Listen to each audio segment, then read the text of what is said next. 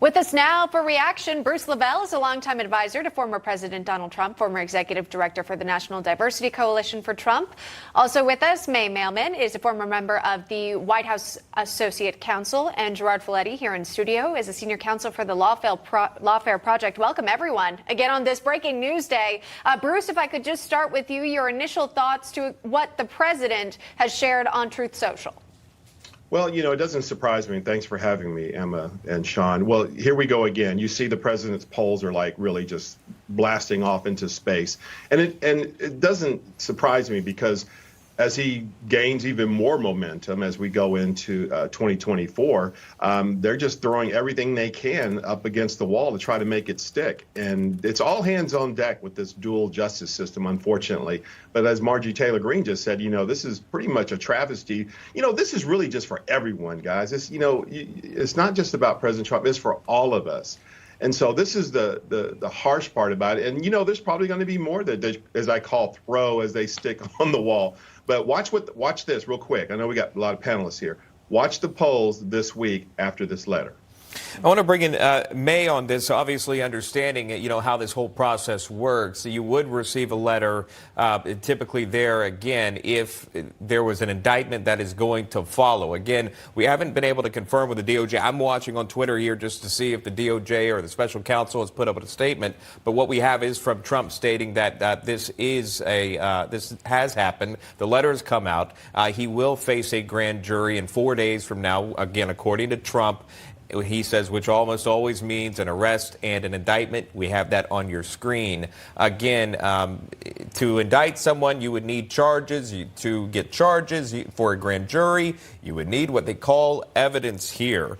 And again, May, your response to this, if indeed confirmed by the DOJ, yet here comes another potential indictment and arrest of a former president. May. Yeah, the Department of Justice works for us. It works for the American people. And what it's supposed to do is not bring the case that really, makes it passionate. And, these people, they really don't like Trump. What it's supposed to do is just simply follow the law. And the fact that there is a January 6th investigation, what law is that? The whole thing has been manufactured of there was something that people didn't like. They didn't like people in the Capitol on January 6th. And so what we're going to try and do is pin something on Trump. Somehow, maybe he gave a speech, maybe he made a phone call. How can we possibly finagle the law to try and put Trump in jail? But that is exactly backwards. The way that the law is supposed to work is that we know what the laws are, and then maybe we can't figure out who did it. Maybe it's a murder. Murder is illegal, but we can't figure out who did it. And the FBI and the Department of Justice go out and try and figure out who did it. In this case, it's backwards. They know who they wanted to get. They wanted to get President Trump. Of course, he's a target of investigation. I don't know why they have to send that letter. And then they're backwards trying to figure out what can we possibly pin on him? And it's going to be a stretch no matter what they pick.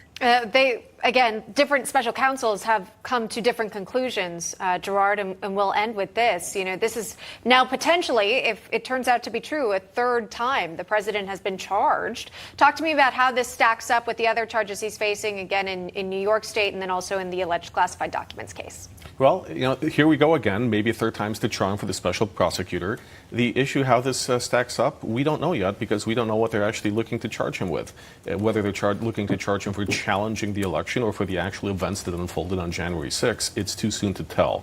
And the seriousness of it, I don't think it's as serious as the others, quite frankly. The most serious case that he has right now is the classified documents in Florida. We're still waiting to see what happens out of Georgia. But this just shows you that there is a special prosecutor that is stopping at nothing to target Donald Trump. And they did push to quash it, Trump's team in Georgia. Again, that was news yesterday that was pushed out, that was not able to, again, happen. So that will move forward. Gerard Filitti, May Mailman, and Bruce Lavelle, thank you all three. We do appreciate you responding to that breaking news.